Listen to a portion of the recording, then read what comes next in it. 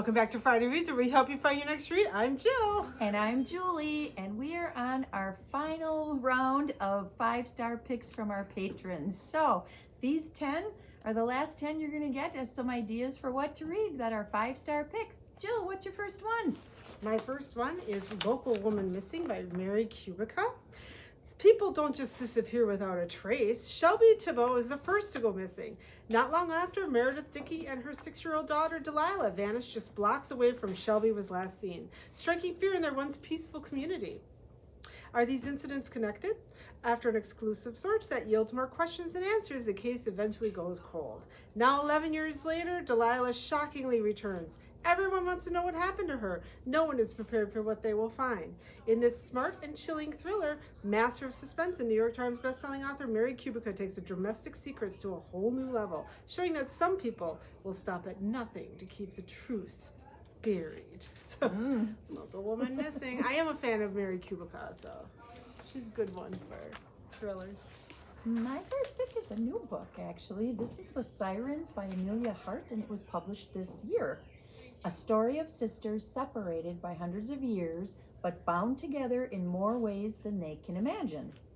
So this is a dual timeline one. 2019, Lucy awakens in her ex-lover's room in the middle of the night with her hands around his throat.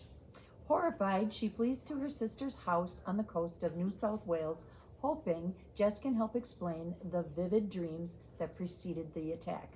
But her sister is missing. As Lucy waits for her return, she starts to unearth strange rumors about Jess's town.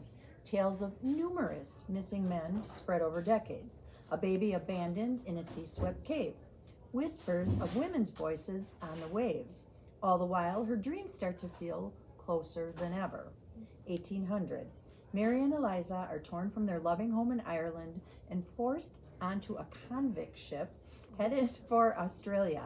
As the boat takes them farther and farther away from all they know, they begin to notice unexplainable changes in their bodies.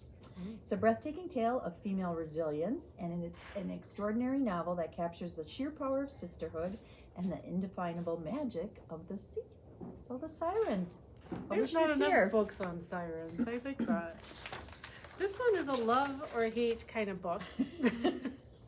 I did not enjoy this book, but somebody gave it 5 stars, and maybe even more than one this summer. So we're gonna, and I know a lot of people have liked this. Matt Haig, The Midnight Library. When Nora Seed finds herself in the Midnight Library, she has a chance to make things right. Up until now, her life has been full of misery and regret. She feels she let everyone down, including herself, but things are about to change. With books in the Midnight Library, enable Nora to live as if she had done things differently. With the help of an old friend, she can now undo every one of her regrets as she tries to work out her perfect life. But things aren't always what she imagined they'd be, and soon her choices place the library and herself in extreme danger. Before time runs out, she must answer the ultimate question: what is the best way to live?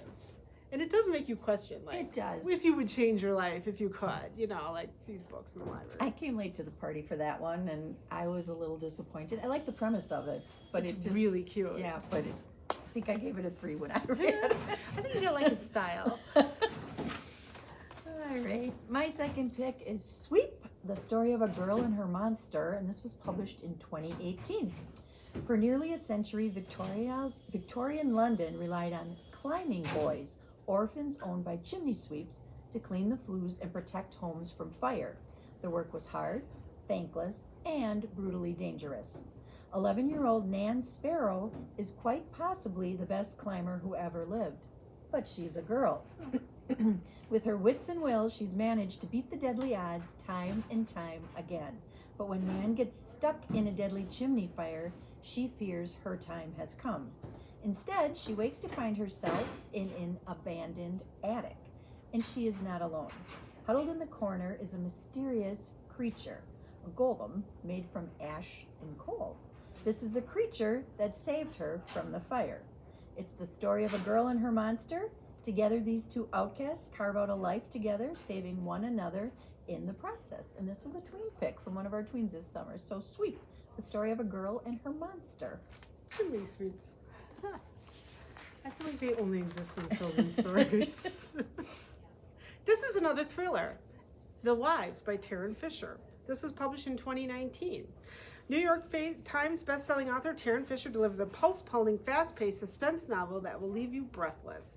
Thursday's husband, Seth, has 2 other wives. She's never met them, and she doesn't know anything about them. She agreed to this unusual arrangement because she's so crazy about him.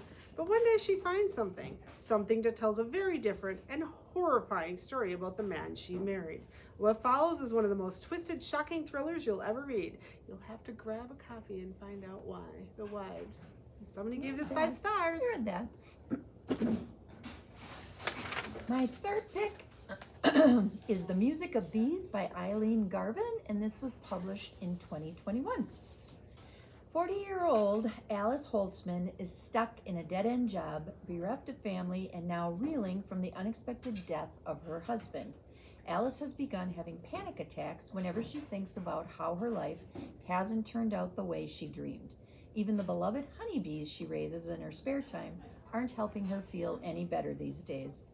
In the grip of one of her panic attacks, she nearly collides with Jake, a troubled paraplegic teenager with the tallest mohawk in Hood River County, while carrying 120,000 honeybees in the back of her pickup truck. Charmed by Jake's sincere interest in her bees and seeking to rescue him from his toxic home life, Alice surprises herself by inviting Jake to her farm. And then there's Harry, a 24-year-old with debilitating social anxiety who is desperate for work. When he applies to Alice's ad for part-time farm help, he's shocked to find himself fired.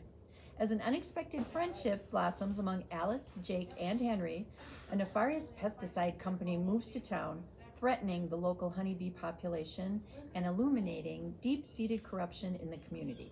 So this unlikely trio must unite for the sake of the bees, and in the process, they must just form a new future for themselves. So this was kind of an interesting pick. Yeah, I think so too. The Music of Bees by Eileen Garvin. So fitting, because the bees are everywhere right now. Mm-hmm. I was waiting for some of these to come on the 5-star list. This is Lee Child, The Persuader. This is his Jack Reacher number 7, so in case you're wondering, published in 2003. So it's been a while, and it's in the middle of a bunch of books. But this one, someone said, was 5 stars.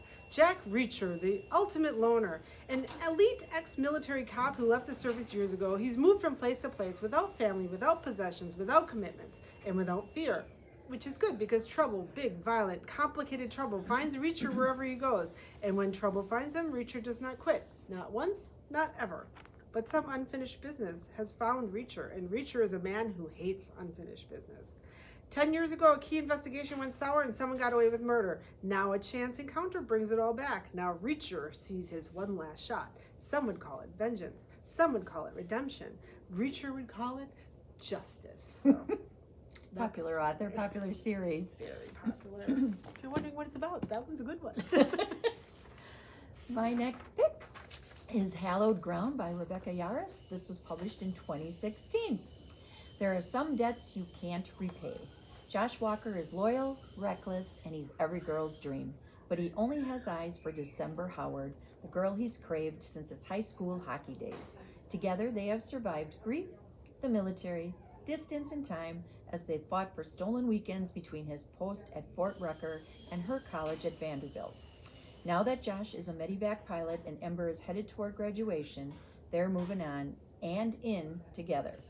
Ember never wanted the Army life, but loving Josh means accepting whatever the Army dictates, even when that means saying goodbye as Josh heads to Afghanistan, a country that nearly killed him once before and that took her father. But filling their last days together with love, passion, and plans for their future doesn't temper Ember's fear. And if there's one thing she's learned from her father's death, it's that there are some obstacles even love can conquer. Flight school is over, and this is war.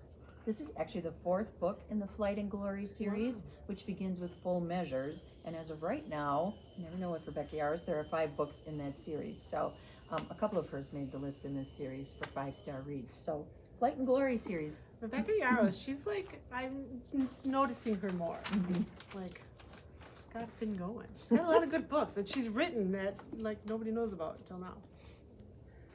You know I have to end.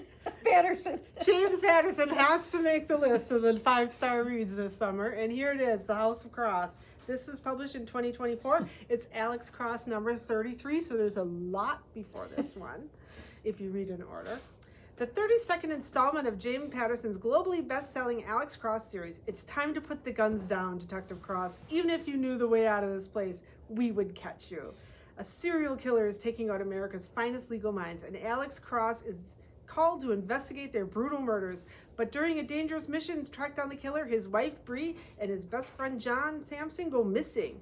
To save people he loves the most, Cross has 3 goals. Number 1, find Bree and John. I'm glad that's his first goal. Number 2, escape. Number 3, survive. If he fails, no one will be left in the house of Cross. So, looks like a thriller. And he does those well, James Patterson. Yes, he does. My 5th pick is called Cabin, Off-the-Grid Adventures with a Clueless Craftsman by Patrick Hutchison, and this was published in 2024. It's a memoir of the author's journey from an office job to restoring a cabin in the Pacific Northwest, and it's based on his widely popular Outside magazine. Oh. Wits End isn't just a state of mind, it's the name of a gravel road, the address of a rundown, off-the-grid cabin, 120 shabby square feet of fixer-upper that this author purchased on a whim in the mossy woods of the Cascade Mountains in Washington state. To say he didn't know what he was getting into is no more an exaggeration than to say he's a man with nearly 0 carpentry skills. Well, he used to be. You can learn a lot over 6 years of renovations. Cabin is a story of those renovations, but it's also a love story of a place of possibilities and of the process of renovation, of seeing what could be instead of what is. It's a book for those who know what it's like to bite off more than you can chew, or who desperately would like to. So check out Cabin. I love it. I thought that was a fun pick, nonfiction pick. Living the dream off the grid. Well, there you go. That's the last of our 5-star picks. So now you know, and we know, what our patrons like reading all summer. You bet. And you can see our library is kind of still under construction. We're getting there. We're starting to put things back in our permanent library. So Jill and I thank you for watching our videos. You can find us on the Kimberly Public Library website, YouTube channel, and Facebook. And until next time, Jill and I thank you for watching. Bye.